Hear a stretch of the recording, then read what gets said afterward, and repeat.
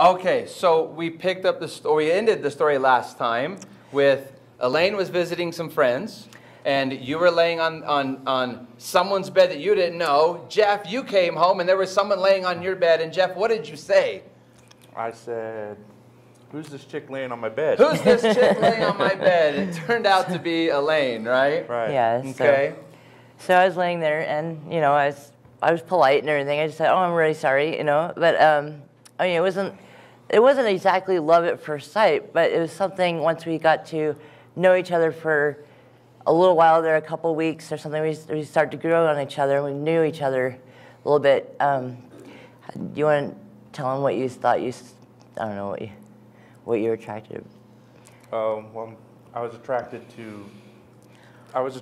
to her personality, to her, to who she was, and even in the midst of my crazy going through. Yeah, I mean, you know, it was rocky right from the beginning, kind of, but I really was attracted to Elaine, and that I had been through a bad relationship or a couple of bad relationships, and she was just a really, really sweet person. I could tell she had a really, really good heart. So this relationship was blossoming, and it was a good thing, and it was going to have its ups and downs, as we'll share, but it got off to a good start. But then, Jeff, why don't you tell us what took place, and Elaine had pretty a scary moment. And then when she disappeared on me? Yeah. Yeah, so she was supposed to get on the bus and go home, and, well, she was going to take the bus to the trolley, and she lived in she was going to her mom's that was further north from San Diego. So it's like, you know, an hour to an hour and a half ride or something like that. And I called when she was supposed to be there, and she wasn't there. So her mom actually told me, you know, why don't you try calling back later? I called back later, she still wasn't there. And her mom told me, you know, this isn't anything new. I'm sorry. At times she does take off, and you know, she'll disappear for days sometimes, and I was completely freaked out. Like, what do you mean this isn't like normal? That people don't just disappear for days, right? But that's what happened. Yeah, so just mentioning what that means, where I was at, I had gotten off the trolley, and I was supposed to, it's a place called Old Town in San Diego, and I was going to jump on the coaster to go up to Encinitas to my mom's. Well, in the meantime, I decided to go see my ex-husband, Mark, which I know he was kind of living with the homeless and stuff at the time, but I really wanted him to just kind of keep together and track with him because of our daughter together, so that he would know what she's up to, and I had this picture to give him. Well, I went over there, I walked over to where the homeless hang out, and he wasn't there with them, and they said, oh, he'll be back.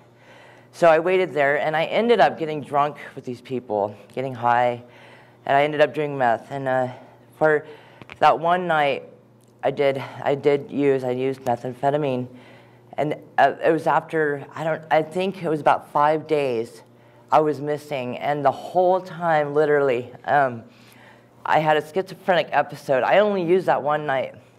The whole rest of the time, I was up and awake and afraid, walking the streets.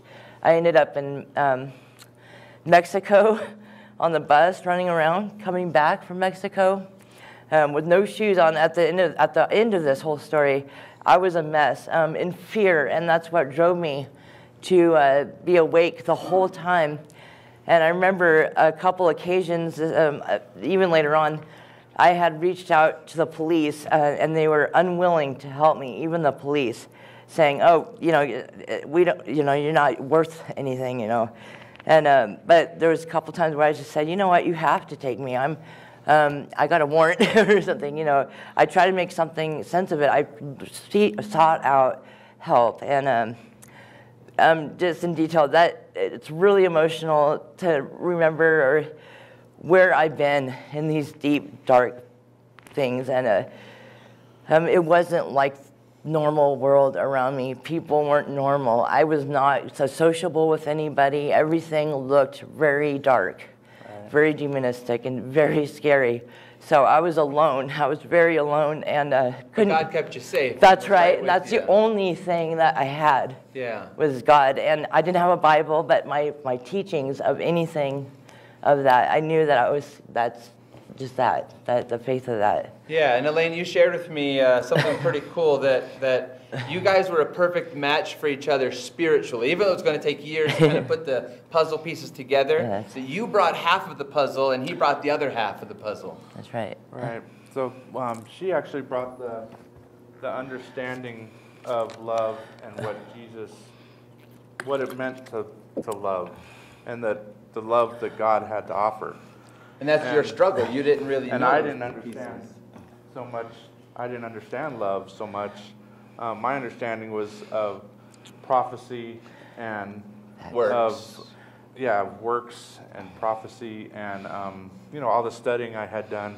So mine was more of like a academic kind of understanding of the Bible.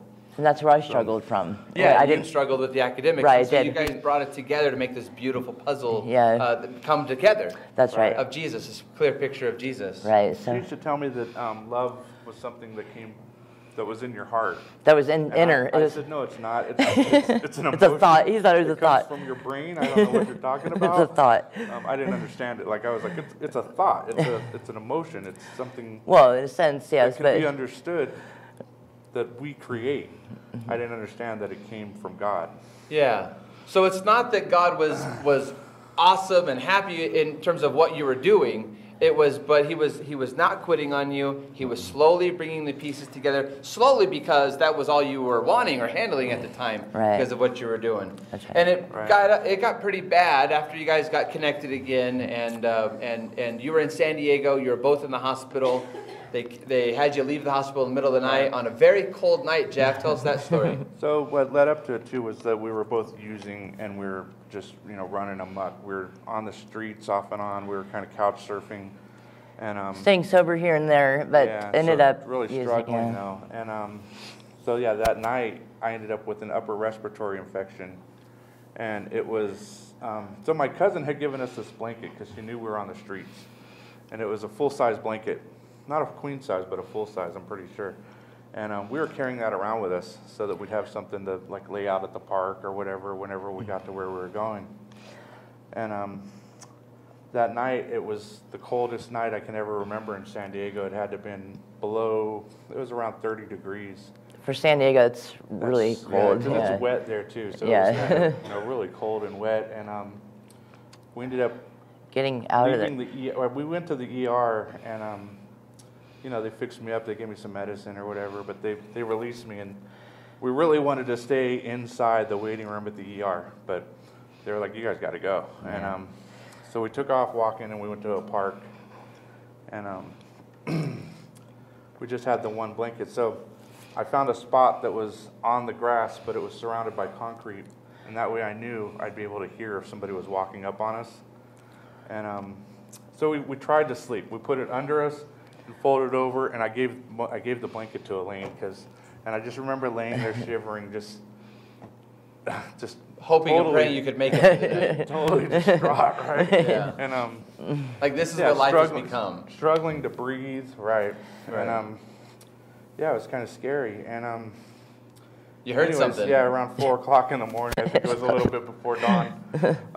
Yeah, I heard footsteps, and so I wake up and I put my head up, and there's just some guy like walking towards us, and all of a sudden he takes off running, and he literally dives headfirst into the bushes. I'm pretty sure that's what I saw. Yeah.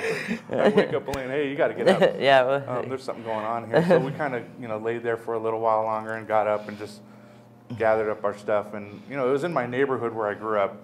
So, like I said, it was. So this is what life had become for you. This constant moment by moment panic and fear of what was going to happen. Most of the time, we'd try and sleep in the park in the daytime when it was, we'd just act like we were having a picnic.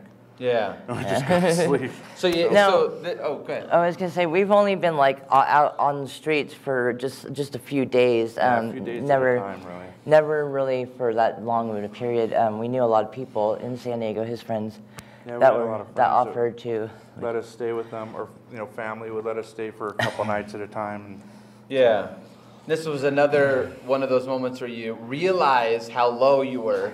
This kind of wakes you up to like, boy, we're really hitting rock bottom. Oh, yeah, Right. yeah. So at some point, you move to Vegas, wanting to clean up, find a new environment, find new people to hang out with, and you actually get cleaned up from drugs for about 6 months. You were still drinking. And then, Jeff, what was happening one day at a casino? And tell us from there. At the casino? So I actually got kicked out of the casino because, you know, I lost all my money playing craps. And the dealer said something to me that didn't set well with me. He said, you know, because I was all excited because I was winning, and then I don't know if you're familiar with the game, but you can lose it all real quick. It's all gone, right? You get all these bets going, and he goes, "So are you having fun now?" And I almost went across the You've been table. drinking, you said. Yeah. You wasted. Yeah, well, And they he let was- us out of the yeah, place. so he was laughing at me. He was mocking me, you know, and yeah, I got kicked out of there. And then on our way home, I actually had a guy ask me for change too. I don't think we talked about that, but this guy, I think he was homeless, Yeah. asked me if I had any change, and I pulled out my pocket and I go, "Yeah, I have a whole bunch of change." I put it back in my pocket and kept walking, right? But that's So I not his almost given character. a That's not fight. his character. Just the stress coming out of no, you. You were he's so just- angry, he was you just- were yeah. drunk. Yeah, he's just- Yeah, so That's I what the get- Bible says, that yeah. it's a mocker, right? It's a strong drink is a brawler. Oh, That's yeah. just kind of the attitude you were in. Right. Yeah. Yep. So when you're drunk and you're angry and you're stressed and you're going towards rock bottom again, Elaine knows one way, or at least you guys believe that there was a way to finally calm you. And what did you say, Elaine, as you're walking? Well, so we took the bus home, which was up a little bit north from there, and in a better area neighborhood from downtown. And we were walking. We got off the bus, and literally, it wasn't just a few steps off the bus in this big open parking lot of 7-Eleven and Lowe's. We were just walking a couple steps, and I said, "Oh, it'd be really nice to have some meth right now."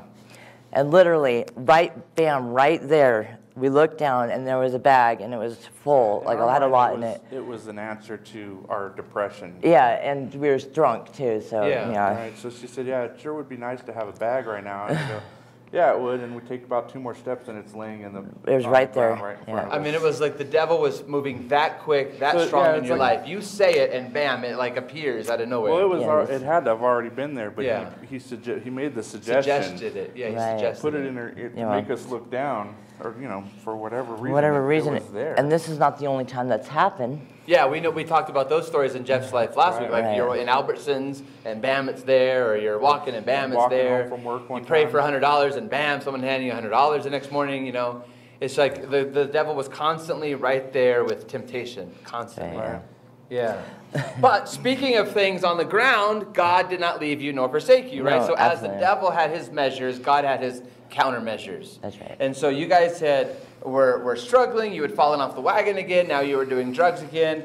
And Back and Jeff, forth. you actually fell to your knees, pleading with God in prayer, asking Right. for help. And Elaine, tell us, you guys went to the phone booth to call for help. Tell us that story. And so we're struggling again. This is another time a little bit later, but we were still struggling back and forth. We ended up back in San Diego in a hotel room, and we decided we were panicked. We were running out of money. We were paranoid. Running All out these of things. options. We had a lot of drugs though, but it wasn't. We weren't worried about that. We didn't want that anymore. Jeff prayed, and so he decided. He said, "You know what? We got to go to the phone, and we got to call the pastor." We called this Julio Julio Tabuenca. Tabuenca. Julio, yeah. That's Yeah. right. Yeah, they're in San Diego, and when we walked to the payphone, this card right here, I still have it. I carry it with me in my wallet, and it says, It says, "So then every one of us shall give account of himself to God." Romans 14:12. So something that- to remind you that God was there for you, but at the same Yes. time He was watching. And Yeah. he wanted at you to that clean time up. At that time, I was going through a lot of fear because I knew I was accountable, because I knew, you know, I had this background where I had done a lot of studying of the Bible, and I knew, Yeah. right. I knew I was turning my We're back feeling on guilty God, at this and- point. Oh, yeah. Yeah, you and I was mentioned that struggling last with my will, right? Yeah. Yeah, you would do drugs and study the Bible, do drugs, study the Bible, and you knew as you studied the Bible that the Holy Spirit was working on you to like say, "Hey, dude, you got to clean up." I was using Right. amphetamines to cram and study the Bible. Yeah. Like I was learning So, fast, so as right? we called the pastor, he answered the phone, and he was there within an hour. Pulled us out of that situation. Had a place for Jeff to stay and me to stay, and we were clean again. All right, I still have that card. Yeah, the devil has his measures, but right. God has countermeasures, right? Yeah. 15 The devil years would ago. drop things on the floor in front of you. God found something to put it That's on the floor right. in front of you, right? Yeah, Or and I in still the have phone it. booth. Yes. Yeah. Right, and this will make you think. Something Sure. that you at first you specifically needed to remind you that God had a plan for you. That's right. Right. Yeah, it's amazing. Jeff, you said something really interesting as we prepared about the trail that you guys were on. Why don't you give us that analogy? Well, the trail, it started out a road, like I said, and it was, it was a dark road, and I always knew that God was there, Right. but we were going with blinders, and it was a dark road. The analogy that I made was that the road turned into a dark dirt road that that was rutted out and off-road, and anyways, and then that road turned into more of like a dark motorcycle trail, and then it kind of turned into a dark rabbit trail. But there was always a light at the end. But there was this little light there always that we knew we needed to go toward. Right. And But the path, God was because of the things you were doing, the path was getting harder and harder to navigate. and Yeah. narrower and narrower and Yeah. easier to fall off. Yeah. I mean, it was. It's pretty Right. much to the point Yeah. where we went to. So speaking of finding things, you ended up. God continued to care for you and care for you and care for you. Taking care of us constantly. Taking care of you. There were times when you needed something, and it would appear, it would come. Every time. To the fact where it got a little bit more, like, what would you call it? Like, you knew it was just a miracle, and it was so often. Like, Jeff, we needed some. So when we were using, we got in this habit of dumpster diving a lot. Going out to, just to make ends meet, because we were blowing a lot of money, or we had to at pay our times- rent or right. keep everything or balanced. at times to get money for drugs or whatever. And so there was times when it wasn't like before we would go out to go looking around or something, but we would say something like, Mention that we need so I told Elaine, I said, I want to get a pair of New Balance shoes. I really need a new pair of shoes. the color too. And I want white ones with the blue N on the side, and I need them in a size 11. And 2 days later, we go out, and on top, Brand new, in a box, brand with new. the tags, a New pair of Balance. 11, size 11. size 11, White with blue N, the exact ones that I was asking for, and there they were. Yeah, there they were. Right, and you said there was also a time when you were desperate for some medicine. We needed medicine, But you right? couldn't afford it. And so we'd say, yeah, I'd really like to have, I need Dayquil or whatever it was. And Unopened, boom, not she finds a box of not Dayquil. expired, and I mean, when we look for dumpster sites, it's not the gross part, not the food part, not the nasty, but people would move out or wear clothes. I mean, she had a nice wardrobe that was expensive clothing. Gucci, yeah. Nice clothing. She found a patent leather Gucci purse one time that we were able to sell for $400.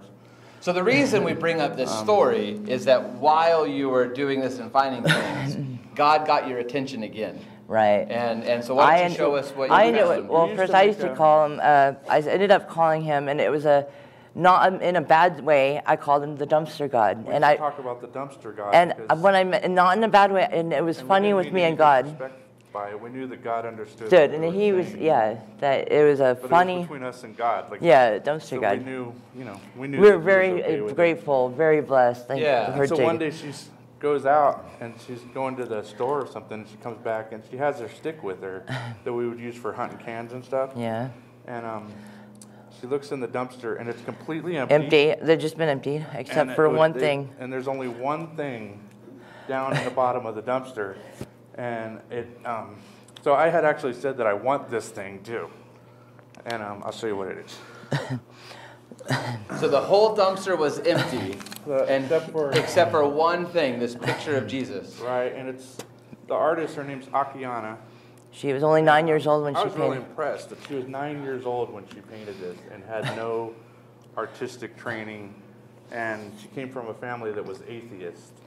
And she said that God had shown her this in a dream, And so she painted it. So it's a famous painting. Right, So it's a it's famous painting. Yeah. And I really wanted it, so I look online, and it's $125 just for the print. That's without a frame. And she looks in there, and there it is. There and it she is. comes home, and I go, the dumpster god has Revealed himself. Like you were seeing that Jesus was. Oh, that was. I was excited. Right. I was very. Yeah. I was like, wow, it really is. You know. And it was in that frame, so yeah. it was good. And, It perfectly. I got it out with this. It was on the bottom. It was kind of sitting up, and I got it out without scratching it or anything. And Where should I put it? and just let her. So. I could set it up here. So, it is, amen. It's amazing. It's like and this.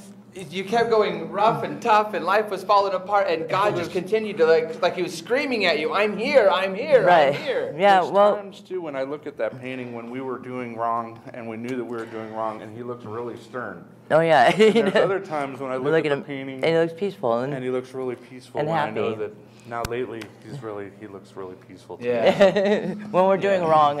Yeah, it's like where your attention was, God found ways to reveal Himself. So your head was in a dumpster, and in the life of digging in dumpsters and finding stuff, and God's like, okay, if that's where you're looking, then that's where I'll be. Wherever you were looking, God was like, and I always felt hello. like He always gave us those things, and I never thought of it as being an evil thing, an evil spirit that ever shown. Because it was actual needs. It was all things you needs, needed. yeah, And that's all. It didn't just happen those couple times that we talked about. This was the Yeah, we it picked was just a couple of the constant. stories you shared, yeah. It was all the time these things would happen, and all the time we'd go, wow, there's God again, Yeah. helping us out. But life went down again, got rocky, you were struggling again, Yeah. and it got to the point where Linda and Nathan invited you to move. And so tell us a little bit about coming to Bishop. Yes, okay, so this is right before we moved here, We're in San Diego. almost 3 years ago. So November will be 3 years we've been here. So what happened was the last days there in San Diego, we ended up moving to his cousin's house. Yeah, and things It got bad there. really bad there, and we decided, we had already talked about how we wanted to get out of this hole, this darkness and these drugs and everything. Well, my mom, we ended up there, his cousin was going to sell the house, so we had to get out of there.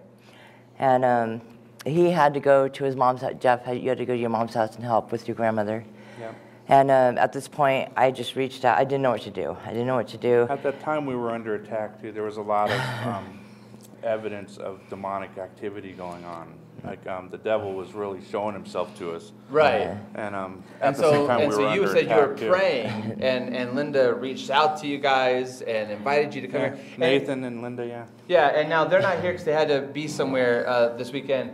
But what you may not know is it kind of seems as if Linda was the Adventist because she started attending here regularly before you, but Well, she came because you invited her. Right. You told her about Adventism and about Yeah. the truth. Yeah. Even though you were still doing drugs, and she started coming to church. Right. And is now studying for membership and things. Right. But that came from you. So you guys were working with each other. She was trying to get you clean. You were trying to lead her to Jesus. Yeah. Even though you were still doing drugs. But either way, we were still helping out, and God used both of us. all of us to help each other. Yeah, we Yeah, did. it's amazing. So I ended up coming up here, and it took me about 2 to 3 months to actually find a place to live. Now we got this really beautiful one-bedroom apartment that we just adore, and we love it so much, and we take care of it.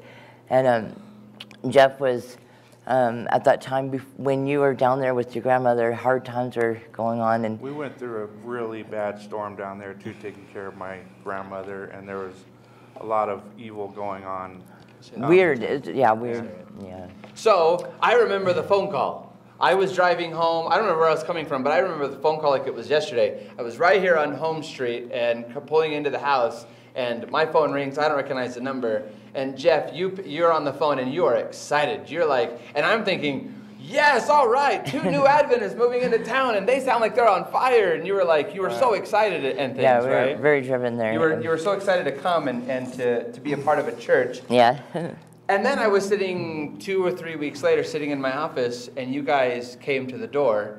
And we've kind of talked about this, that as you guys showed up at the door, I'm thinking, oh, these aren't the kind of people I thought were coming. These guys are drug users. You know. Oh my! But we were clean at that moment. We were already clean for a couple months, and So what I was no, go ahead. Go ahead. No, well, what I was going to say was at the end, when she found the place, right at that moment, things calmed down there too, and it was like a calm after the storm. Jesus showed up again in our lives. God was there again, and even down there and up here, everything just all of a sudden went. Very felt like was- this is meant to be. This church, the whole thing Our was. lives were in a shambles Yes. a day earlier. And I'm you know? telling you, it was a leap of faith to come here Right. from out of And we all started nowhere. praying. We out My of dad, nowhere. Myself, my mom, we all We started had- praying together, and then boom, he showed up. We just had no idea what was going to happen to Yeah, us. I mean, and it may have taken a few weeks or months. At some point, you came to your first Sabbath service, Elaine. yes. You guys came into church. You sat down. I started to preach, and what happened immediately once I started to preach? We fell asleep, but fell it wasn't because we were bored. Yeah, we were We- sitting out there somewhere, and Because I'm sitting up here preaching, of course, and I'm like, We were with my mom. In my mind, I'm thinking, oh, good, Jeff and Elaine finally decided to show up. Hopefully, this is. And I look down, and you guys are passed out, cold. Well, I put my head. Yeah, Yeah. tell us go why, ahead. Elaine. No, go Go ahead. ahead. No, you, Elaine. Tell us why you were Okay. asleep. Okay, so it wasn't because we thought we were bored or we had no interest. It had nothing to do with that. At this time, we were clean for a couple months again here in Bishop, and we ended up using because Right, of the drugs showed people up in our lives again around our her. upstairs neighbor at the time Was a heavy user. Yeah. was a user, So and we started- ended up connecting with them and So- started using again. And we're thinking, oh God, we're gonna lose everything now, and everything was so So chaotic. paranoia, fear, stress, depression, drugs, We have new neighbors now. alcohol. It was all back in your life. You show Back up in the to life, church. we show up to church. We're trying to get ourselves clean again. The reason why we fell asleep, we felt so incredibly comfortable, safe in this sanctuary right here that we were just so.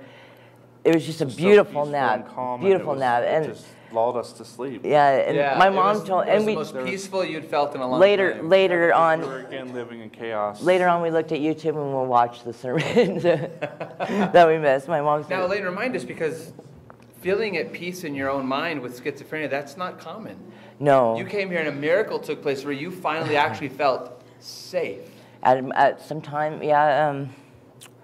It's been back and forth here too in Bishop, but in the last, say, 4 or 5 months, I haven't had any problems ever since you came to our house, and we'll get into We'll get in there soon. Yeah. So you came to church, you felt the peace of God, Absolutely. fell asleep So calm. because you needed that, Very beautiful, yeah. because it was relaxing, yeah. and you had a personal revival of a bit. You were still doing drugs, but Jeff, you guys started watching a lot of 3ABN, or at least I should say you tried watching a lot of 3ABN. Well, I What was tried, going yeah. on with when you would watch 3ABN? Every time. Yeah, so after that day, we had a good meal over here too at the potluck. I remember that. So we That's weren't right, I eating remember that great. too. We weren't eating that great at that time.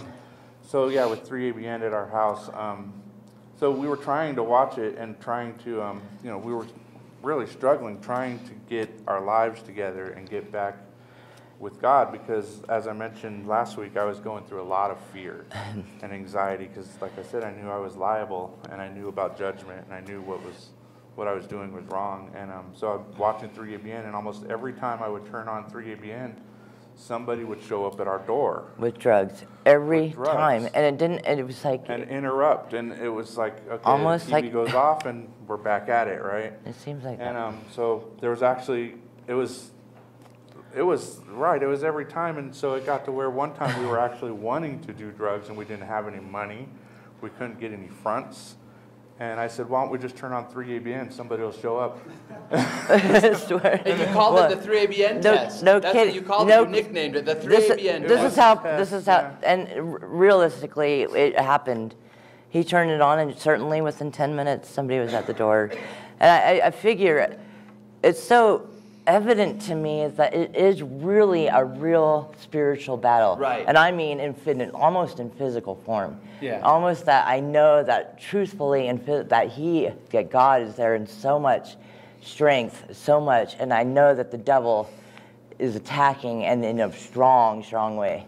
Yeah, it's a philosophical argument for the existence of God. Right. We know there's evil. Oh yeah. And the fact that there's evil tells us that if there's a supernatural evil power, then there must be a supernatural good power. Oh yeah, for and sure. you were seeing that in your life. You Right. were like, hey, we need drugs. Let's turn on 3ABN. Yeah. Bam, someone's at the door with drugs. Yeah, you were living. You we were wanted the proving. drugs without the bad, the evil part or whatever. But that's not how it goes. And God doesn't. You're harming your body. You're harming everything. You're gonna fog your mind. That's destructive.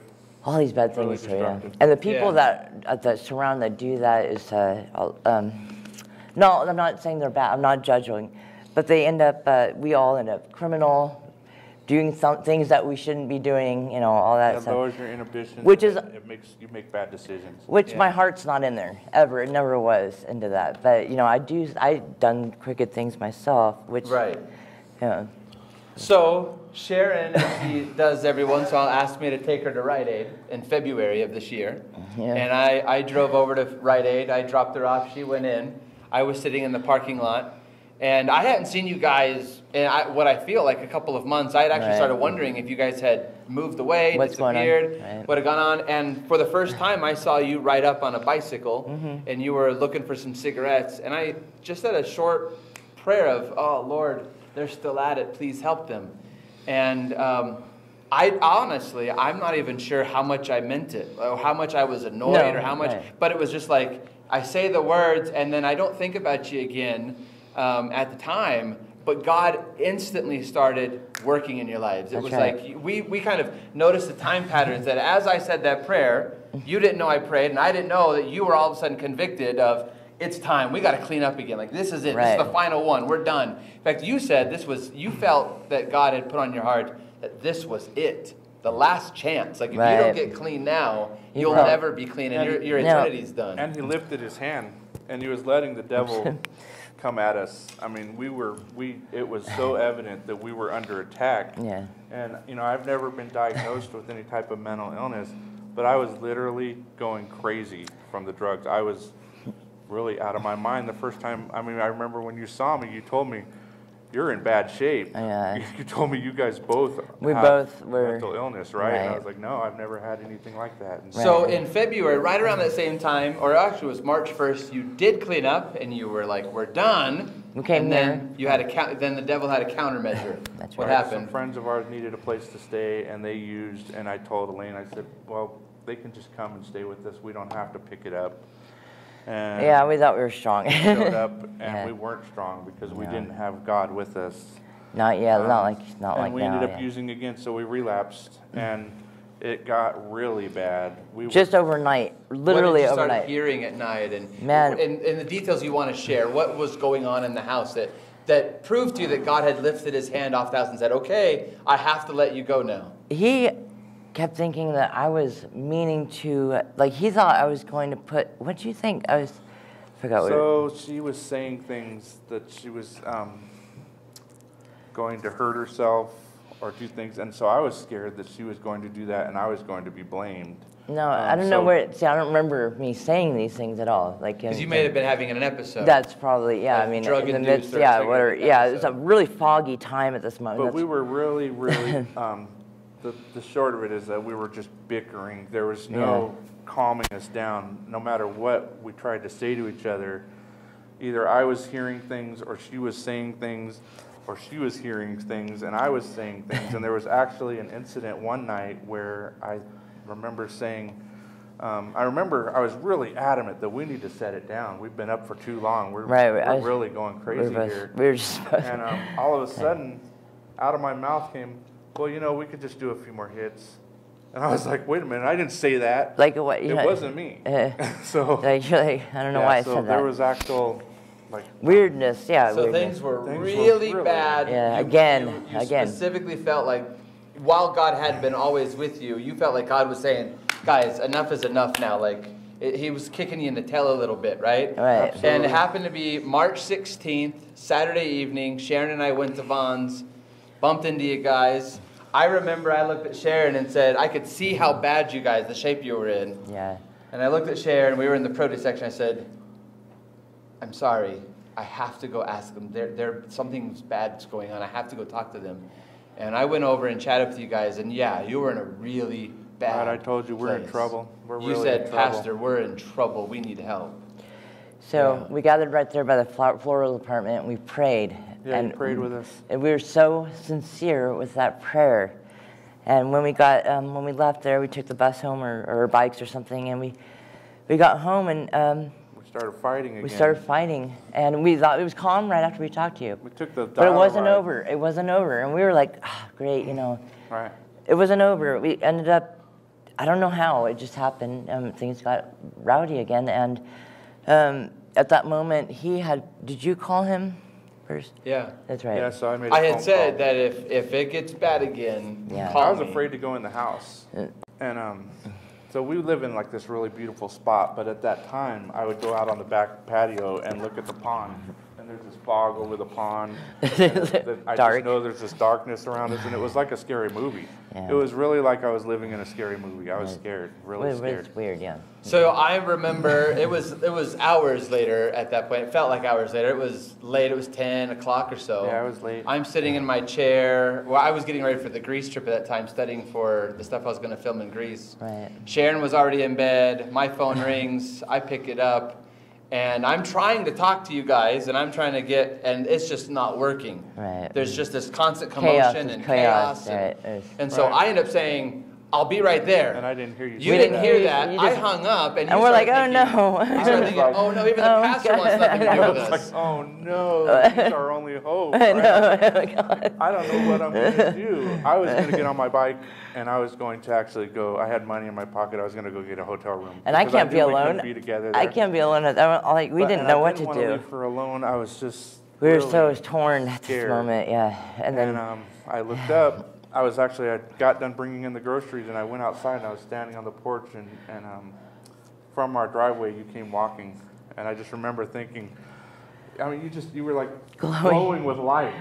we were so happy. It was just so awesome. So I happy was when I like, saw you. oh my It was goodness. the angel. It was the angel attending. It was It was the so angel beautiful. attending It wasn't for me. It sure. was the angel walking with God me. Your used angels you were as coming, this right? instrument And that when you saved came us into our at that house, moment, yeah. At this moment, this is the last I swear I saw time. the angels. The last They were time we there. ever had any of that happen to us, anything, and we've been diligently coming to church and putting our effort and time with God, really. And I remember we chatted only for a few minutes, and I said, okay, enough. Let's pray. And we went to our knees. Well, you Yeah, it was first you told heavy. me that I need to let you said I can't help you if you don't let these walls down. You're being you're defensive. You guys are pointing your fingers at each other. You sent her outside and talked with me, and you got me to break and break. Good. Yeah, I don't remember what you said, but I remember I was broken. And I said the naughty P word. I said you were full of pride. Yeah, I was too. he's like, "What are you talking about?" Yeah, and I didn't understand it at that moment. But later I thought about it, and I was full of pride, right? That's And right. it was We dropped to our knees and Shame. we prayed and we So prayed. We hard. prayed for a while a while, and and until you felt at peace. and it was well. I remember you asked God to send His angels in whatever numbers He sees fit And to look over us, to protect us, and to guard us through that night. And since then, I've carried on with that prayer. I thank Him, and I ask Him to keep those angels there because we do have peace now. And ever since, there's just been this darkness lifted out of our home. It's clean. It's just So the we light is in there.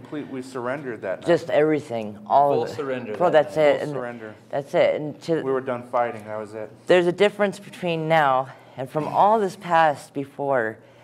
It's just that's what I mean. The surrender, the actual, everything, all of it. The understanding. For me, it's the understanding in that way. The action stuff with Him is the love. So at that moment, Yeah. we're able to give it all. All right, and you sent us that text to read that.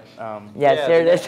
The next morning I sent you a text to read, and you said it's become kind of a theme. Right. Yeah, In your home, it's I'm 1 gonna frame Peter. it and put it next to my front door so I see Okay. it every day. Yeah, 1 Peter 5, 6, and 7. Therefore, humble yourselves under the mighty hand of God, that He may exalt you in due time, casting all your care upon Him, for He cares for you. That's right. And that has been your prayer Ever. and your testimony ever since. That's right. Yeah. Yeah, it's been beautiful. And it used to be, I was visiting with you guys maybe every 2 or 3 days at the beginning. Oh, yeah. And then it became weekly, and it's We just run into each other still at every times. once in a while. Yeah. But I That was remember the at other the thing. beginning, it was like I'd walk in, you'd be like, "Hey, 10 days clean. Hey, 14 days clean. Yeah. Hey," and then one day I said, "Hey, you didn't give me an update. How many days you've been clean?" You're like, "Wow, it's been so long. I've lost count." That's It's been right. about Yeah. 5 months, over 5 5 months. months. Also, in the beginning, you would call us, or things would happen, and you would just tell me, "Hey, God placed you on my heart." And at that moment, And at that there moment, was a time time when someone showed up. You want to tell them? tried to tempt us at our door. Two Two people. at one time showed up one time, and he One was a calls pack of beer, and the other one was with drugs. drugs. And Jeff had to go. I went out back. I couldn't. I didn't want to do anything with it. I didn't want to handled even it. think about it. I went out back. Jeff handled it. Go 2 away. minutes after they were gone, Pastor Phil sends a Text. message. Hey, are you guys okay? God placed you on my heart. And when I talked to him on the phone, you told me he actually placed you on my heart about 5 minutes earlier, but I was in a meeting and I couldn't get away. That's and it how- was at that moment when those people were knocking on our door.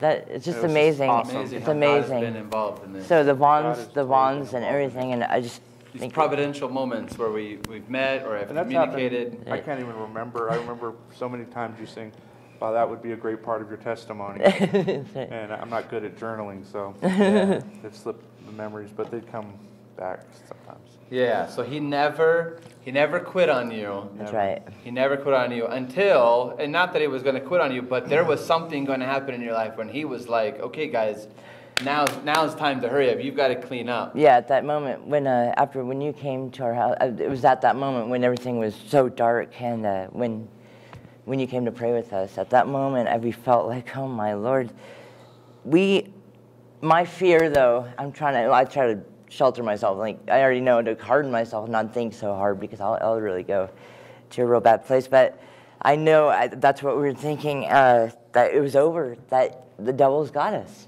Literally, like, we're done. I don't know what to do. We're going to kill it. Should we kill ourselves? What in this time? What do we have? So, so at that time, I didn't think that God left, but I felt like he was gonna, and I was gonna go we were gonna go to a wrong place for sure. So it wasn't that he was leaving, it was like you were the one Yeah, leaving we were. finally forever, like you were going to make some It's decision. like the devil had a little more lever to us Yeah, because but we I gave just- him that. During that time, I spent a lot of time on my knees, and Yeah. I just kept asking God for help. Yeah, beautiful story, guys. Within 8 days after we got sober, it turns out, so about a month later, we actually went to the doctor because she had passed out twice. Well, it was like 6, 7, 8, 9 weeks later. I was sick, and I She was was sick. dehydrated. Come to find out, I was dehydrated. Dehydrated, and So I got up to go to the restroom, and I fell over, and I hit my head, and yes, I you got passed out twice, so I sent her twice, to the and- hospital. And they did a little test on you, Elaine, and you found out. I was pregnant. So And it was a blessing. 8 days after we got sober, the timing turned out it was 8 days after we got sober that she got pregnant. That's right. And everything from there has been just blessing after blessing. The car, the people in our lives, the church, the jobs, and everything. And The Bible studies, all of it. everything It's is awesome. beautiful. It has been The beautiful. people, the fellowship. It has been. Very good. But the devil, though his power is lessened, Yeah, well, the devil still has been able to tempt. And you said this week Yeah, but- that you found a meth pipe. oh, I did, yeah. 2 days ago. Yeah, days but ago. I was, man. What happened with it? Did you pick it up, take it, Well, no, tempt yourself? no, What'd no, you no, no. do? It was in a case, and I actually opened up the case because I'm looking for cans and bottles, because I was looking to recycle. Right, we did Opened that. up the case, I saw it in there. I just left it there. I didn't want anything to do with that. Didn't mention, I forgot all about it. And then I just mentioned that to So you a guys. couple days Yeah, ago, and right. I just left it there.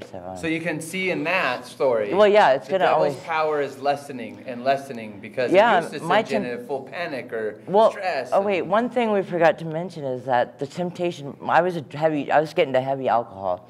I would drink a bottle of whiskey a fifth every day till 2 days, and get very drunk, and then that's when I'd get in fights mostly with him and want to do more drugs and this and that. But as soon as you left that night, the next morning, the temptation had left, Oh, yeah. like it was like Surgically removed. surgically, So like a the miracle. temptation from both of us. I mean, for drugs God or is so alcohol. good. I, was amazing. gone. I would never have that gone. just alone, but it's just gone. I'd heard of that happening before, and I found it hard to believe. Yeah, like, oh, you're right. And then But it happened to us, and For it real. was amazing. It really I have was. no temptation. I mean, I could look up wine or a bottle of anything. I do not have any desire whatsoever, which is definitely God sent, for sure. Yeah, I remember Sure. just before Sharon and I left for Greece, the last Sabbath we were here, I pulled the elders together after church. I don't know if I've told you this. I pulled the elders together. We met right over here, and I said, guys, I'm leaving. They won't be able to reach me. I'm so scared for Jeff and Elaine. They're going to fall off the wagon, blah, blah, blah, blah, blah. And I said, elders, please, pray for them, call them or text them, do whatever you need to, just keep them on your mind. And then as I came back 2 weeks later, I'm thinking, oh, I wonder what Jeff and Elaine have been up to. They're probably struggling and blah, blah, blah. It was a bad heart because I kept thinking that I was the one. You guys were connected to God. I came back and I said, I called you, I remember. And I was like, Jeff, how you guys doing? Dude, we're so good. We're doing great. The Spirit of God was That's right right. there with Yeah, absolutely, in a big, ever strong way. since then. That's so good. you. Yeah. So thank you so much for sharing Thank your you. story. Thank You're you. welcome. Let's go ahead and pray, and then we'll have our closing song. Father, thank you so much for this reminder today of your great and wonderful love, your wisdom, your kindness with us. Lord, thank you so much for what you've done in Jeff and Elaine's life, and I ask, Lord, you continue to be that great, amazing God as you use them in different various ministries. Father, walk with us today. Keep this story strong in our hearts, Lord, that we might know that whatever we're going through, whatever it is, or temptation, stress, marriage issues, financial issues, whatever it is, you are right here with us. You refuse to leave us or forsake us. In Jesus' name, amen. All right.